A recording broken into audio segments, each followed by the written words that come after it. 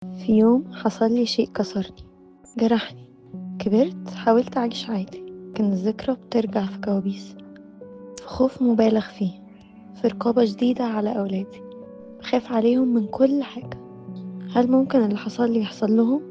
نفسي أولادي يعيشوا طفولة آمنة، من غير خوف، من غير ما يشيلوا جرح مش بتاعهم.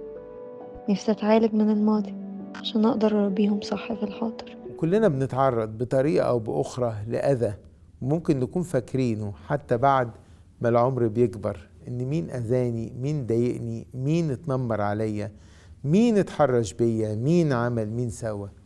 طب ما كلنا تحت الضعف اهو. هتفرق ايه الخطية دي عن الخطية دي؟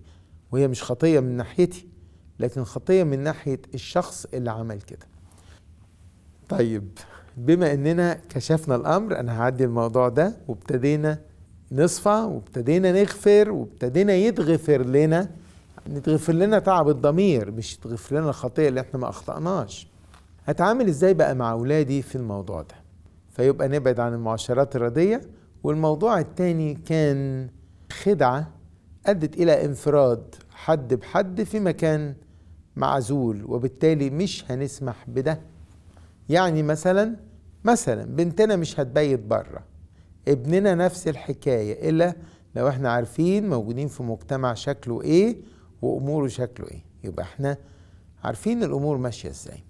وفي نفس الوقت صاحبي بنتك، صاحب ابنك، أو صاحب ابنك وبنتك، وصاحب ابنك وبنتك، واسمعوا منهم، ووجهوهم بهدوء من غير خوف. بتبقى في تعاليم حتى موجودة في ترانيم في الكنيسة دلوقتي، وموجودة في دروس بندرسها، ان في جسمي هيكل روح الله القدوس، روح الله ساكن فينا.